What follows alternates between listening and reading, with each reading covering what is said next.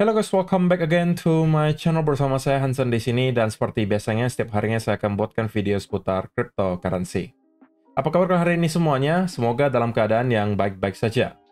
Teman-teman, sesuai dengan ekspektasi kita selama kurang lebih 1 minggu terakhir, pada akhirnya Bitcoin hit ke target kita di kurang lebih 86 sampai kurang lebih 88 ribu dolar. Kalau teman-teman ada sempat masuk dari setup manapun yang mungkin sudah kalian perhatikan selama beberapa hari terakhir, harusnya sekarang kalian sudah dalam keadaan cuan, dan saya pengen ucapkan happy cuan kalau misalnya teman-teman yang sedang mempunyai posisi. Di video hari ini, teman-teman, kita bakal membahas kira-kira apa yang bisa kita expect berikutnya. Dan juga apa yang sedang terjadi di belakang layar, terutama kita bakal membahas FOMC tadi dini hari. Kira-kira apa kesimpulannya, dan apa dampaknya nanti ke market. Jadi pastikan kalian stay tune terus sampai akhir video. Nah, teman-teman, per hari ini kita melihat crypto global market cap kembali ke angka 2,82 triliun dolar atau naik sekitar 3,79%. Nah, kalau misalnya kita melihat top 10 coin sendiri, keadaannya juga dominan berwarna hijau, kenaikannya ranging antara 1, sekian% hingga kurang lebih 7%. Dan yang menjadi top performer hari ini adalah XRP, kenaikannya 7,83% ke 2,47 dolar. So, itu adalah outlook sementara dari beberapa top coin yang ada. Sekarang kita langsung aja masuk ke beberapa data dan berita terbaru hari ini. Nah, yang pertama teman-teman, ini saya tadi sempat menanyakan kepada Grok ya, AI-nya Twitter. Dan saya sampaikan apa kira-kira kesimpulan dari FOMC press conference hari ini. Dan saya rasa rangkumannya cukup bagus ya. Jadi kita bakalan baca aja sekilas apa yang tadi disampaikan oleh Kakek Powell di press conference FOMC setelah Fed interest rate decision. Yang pertama, teman-teman, suku bunganya sesuai dengan ekspektasi stay di angka yang sama. Dan Powell menegaskan belum ada rencana untuk segera menurunkan suku bunga. Atau dengan kata lain, mereka nggak buru-buru lah. Istilahnya mereka mau melihat dulu data terbaru yang ada nanti seperti apa. Nanti jika dirasa perlu untuk melakukan pemotongan suku bunga, baru akan dilakukan nanti. Jadi mereka masih istilahnya data dependent. Yang kedua, menurut Kakek Powell, kondisi ekonomi di Amerika Serikat sekarang masih cukup kuat. Dari data tenaga kerja, itu masih cukup solid, artinya tingkat pengangguran di Amerika Serikat itu masih tergolong relatif rendah, meskipun pengeluaran konsumen melambat ya, setelah pertumbuhan yang cepat di akhir tahun 2024, karena efek tarif yang sudah diterapkan oleh Presiden Trump. Nah, dia juga highlight, atau Kakek Powell juga highlight bahwa ada resiko terhadap mandat ganda mereka, yaitu adalah soal inflasi dan juga tenaga kerja, yang meningkat resikonya akibat tarif yang diperkenalkan oleh pemerintahan Trump, yang dapat mendorong ekspektasi inflasi. Jalan menuju target mereka yang 2% diperkirakan bakalan lebih berliku lagi. Dan kemudian intinya, teman-teman, Powell terdengar itu sedikit lebih lembut daripada perkiraan pasar yang mengharapkan sikap hawkish. Hal ini mendukung kenaikan saham dan penyesuaian pasar obligasi. Jadi, saya udah sampaikan ini juga di video kemarin, teman-teman. Menurut opini saya secara pribadi, FOMC kali ini cenderung kemungkinan akan ke arah dovish. Itu kemungkinan akan menciptakan sentimen positif di market, dan kita bakalan melihat ada reaksi positif atau kenaikan di pasar saham Amerika Serikat dan juga Bitcoin. Nah, itulah yang sepertinya persis terjadi ya, teman-teman. Dan soal hawkish, dovish, atau netral itu sebenarnya hanya soal perspektif saja. Mungkin dari 10 analis bisa ada yang berbeda gitu ya. Ada yang mungkin merasa ini hawkish, ada yang mungkin merasa dovish, ada yang mungkin merasa netral. Ya, ini soal perspektif aja. Tapi bagi saya ini mungkin cenderung lebih ke arah dovish.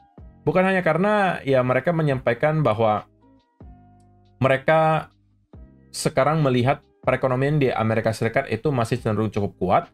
Tapi dari economic projections-nya sendiri, teman-teman, mereka juga confirm bahwa tahun 2025 ini harusnya mereka juga akan melakukan pemotongan suku bunga. Oke? Dan ini sudah sesuai ya dengan projection atau proyeksi di bulan Desember tahun 2024 kemarin. Federal Fund Rates ekspektasinya di tahun 2025 itu bakalan ke angka 3,9%. Artinya kemungkinan bakalan ada 1 atau 2 rate cuts yang bakalan dilakukan. Sedangkan di tahun 2026 itu bakalan sampai ke 3,4, 2027 itu bakalan di 3,1%. Tetapi teman-teman, yang lebih menarik lagi daripada soal Fed interest rate decision-nya, mereka juga menyampaikan bahwa mereka akan segera mengurangi QT yang mereka lakukan. Dan itu mendatangkan reaksi positif dari market, teman-teman. Oke, jadi intinya itulah yang terjadi di FOMC tadi dini hari. So far, reaksi market terlihat cukup positif. Dan price action-nya Bitcoin sebenarnya sudah sesuai dengan apa yang saya post di tanggal 18 Maret kemarin. Nah, untuk teman-teman yang tidak follow Twitter saya, mungkin tidak tahu. Tapi kalau kalian belum follow, boleh di-follow dulu gitu ya, supaya kalian bisa dapatkan info lebih cepat gitu ya. Karena saya nge-tweet di sana lumayan aktif dan lebih cepat. Nah, 18 Maret kemarin, teman-teman, saya sampaikan Bitcoin price action for next 3 days. Jadi ini adalah ekspektasi saya terhadap pergerakan price action Bitcoin selama 2-3 hari ke depan. Saya sampaikan seperti itu. Itu di tanggal 18 Maret. Dan update-nya hari ini, teman-teman, kita melihat pergerakannya itu persis. Gitu ya, persis banget dengan apa yang saya sudah gambarkan. Ini tidak saya ubah. Kalian bisa cek aja sendiri untuk garisnya sendiri. Dan kita sudah hit ke target kita di kurang lebih 86 sampai 88 ribu. Tadi kita sempat spike ke kurang lebih area 87.400-an roughly sebelum pada akhirnya kita mendapatkan semacam rejection. Dan ya, saya juga tentunya ada posisi yang terbuka, entry price-nya di kurang lebih angka 81.700, which is lumayan low ya. Karena kita hit 81 ribuan itu di kurang lebih area ini, teman-teman. Jadi persis kurang lebih di area bottom-nya. Nah, kalau teman-teman ada yang sempat masuk juga, ya saya turut bersenang gitu ya. Harusnya kalian sekarang dalam keadaan cuan yang lumayan. Jadi intinya itu ya teman-teman, apa yang terjadi selama kurang lebih 24 jam terakhir. Dan sebelum kita masuk ke chart, kita harus melihat juga liquidation heat map. Update-nya seperti apa sekarang. Nah, setelah beberapa hari terakhir kita cenderung terkonsolidasi, pada akhirnya kita berhasil untuk menyentuh cluster of liquidation yang berada di area 85.000 sekian sampai kurang lebih 87.000 teman-teman. Dan itulah memang area yang terdapat banyak sekali tumpukan likuidasi. Nah, sehingga ketika kita sudah hit ke angka tersebut, sekarang kita melihat ada semacam cooling off terjadi. Nah, tetapi cool off-nya di sini bukan hanya karena likuidasinya telah usai, teman-teman, tetapi juga karena kalau teman-teman perhatikan dari segi price action sendiri, kita juga telah hit kembali ke area major trend line di sini yang telah menahan Bitcoin dari tanggal 21 Februari kemarin hingga sekarang. Nah, itulah alasan kenapa saya juga sudah close sebagian besar posisi saya di kurang lebih area 86 ribuan. Sudah saya close mungkin kurang lebih 80-an%. Sisanya ya kalau misalnya breakout gitu ya, hoki-hoki breakout, yaitu mungkin bisa saya hold lebih panjang. Jadi sudah take profit sebagian besar, sisanya hanya disisakan untuk kalau misalnya kita berhasil untuk breakout. Tapi paling buruknya, kalaupun kita tidak berhasil breakout dan kembali sell off, saya keluarnya di break even. Jadi stop loss-nya sudah di break even, sudah pasti. Saya sudah take profit sebagian besar, sisanya hanya untuk moon back aja lah istilahnya. Nah, yang perlu kita waspadai sekarang teman-teman adalah tentunya resistance dari area trendline di sini. Nah, selama area trendline ini belum berhasil kita breakout, tentunya akan sangat sulit bagi kita untuk mengharapkan kenaikan yang lebih tinggi di Bitcoin. Terutama karena ya struktur di time frame gede so far juga masih dalam keadaan bearish gitu ya. Saya sampaikan juga di video mungkin 2-3 hari yang lalu kurang lebih. Selama kita masih di bawah area 92.700 teman-teman, itu masih adalah potensi pembentukan lower high. Jadi, selama struktur dari time frame gede itu masih dalam keadaan bearish, teman-teman, maka semua rally yang kita lihat di sini masih harus kita sadari adalah potensi pembentukan lower high berikutnya. Oke, jadi kita tidak boleh langsung berasumsi bahwa kita telah menemukan bottom, karena ya itu hanya sekedar asumsi, teman-teman, belum menjadi fakta. Baru akan menjadi fakta kalau misalnya kita akan berhasil untuk breakout dari area lower high terakhir dan kemudian start mendapatkan konsolidasi. Nah, kalau misalnya itu yang kita lihat terjadi, maka itu sudah menjadi fakta bahwa kita telah berhasil untuk break dari struktur bearish di time frame gede dan sepertinya akan shifting ke arah bullish. Begitu ya. Jadi meskipun kalau misalnya nanti kita berhasil untuk breakout, teman-teman, saya rasa kita akan mentok di kurang lebih area 91.000 sekian lah. Di kurang lebih area ini kemungkinan akan mentok gitu ya. kita kemudian akan start untuk mendapatkan semacam rejection besar gitu, atau corrective move yang lebih panjang kalaupun kita mau melanjutkan kenaikan. Tapi untuk sementara waktu, sebelum kita bisa mendapatkan ada breakout di atas area ini, maka bias saya untuk sementara akan flip menjadi netral. Kalau misalnya kemarin saya sampaikan short term bias saya adalah bullish, bullish, bullish, dan ekspektasi saya kita akan hit ke angka 86 sampai 88, dan sudah tercapai. Nah, kali ini bias saya untuk short term sudah kembali shifting ke arah netral, teman-teman. Kenapa nggak langsung beres saja kok? Karena menurut saya belum cukup bukti ya bagi saya untuk mengatakan bahwa kita akan kembali mengalami sell-off yang signifikan. Belum cukup bukti bagi saya. Satu-satunya indikasi buruk hanya adalah kita mendapatkan ada rejection dari trendline. Tapi bagi saya itu pun belum bisa langsung kita katakan, oke, kita sudah pasti akan kembali membentuk lower low baru. Saya perlu bukti lebih lanjut gitu ya.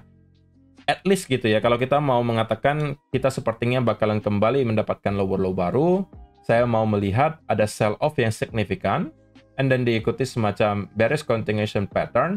Nah, kalau itu mungkin kita bisa memperbesar chance bahwa kita telah menemukan lower high terakhir lagi, dan bersiap untuk membentuk lower low baru.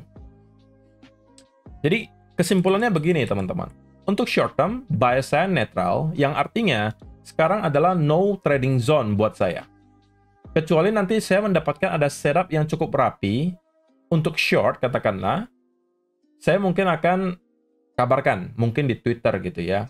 Tapi kalau misalnya belum ada, saya masih akan stay dalam keadaan neutral, oke, dan tidak akan melakukan apapun sampai saya menemukan clue lebih lanjut. Oke, itu kesimpulannya. Kesimpulan yang kedua, so far, teman-teman, kita masih berada di struktur bearish di time frame besar. So, semua rally yang kita lihat di sini adalah masih asumsinya semacam relief rally atau dead cat bounce. Kesimpulan yang ketiga, apa yang kita lihat terjadi di FOMC tadi, itu menurut saya cenderung dovish. Sehingga harusnya itu mendatangkan sentimen positif untuk market. Nah, karena kedua hal ini bertabrakan, price action yang tidak mendukung, kurang mendukung untuk bullish, tapi dari segi FOMC semalam atau tadi dini hari itu cenderung bullish, maka saya sekarang menjadi netral gitu. Karena ada dua hal yang bertentangan menurut saya. Jadi apa yang harus dilakukan sekarang? Wait and see, itu menurut saya adalah cara yang terbaik. Saya akan nikmati dulu profit yang sudah saya hasilkan, gitu ya. Dari entry saya di kurang lebih 81 ribuan, kita sudah beberapa kali juga melakukan entry long di kurang lebih area ini, pada saat di sini terbentuk double bottom, gitu ya. Sebenarnya kita udah ada setupnya dari kurang lebih area ini.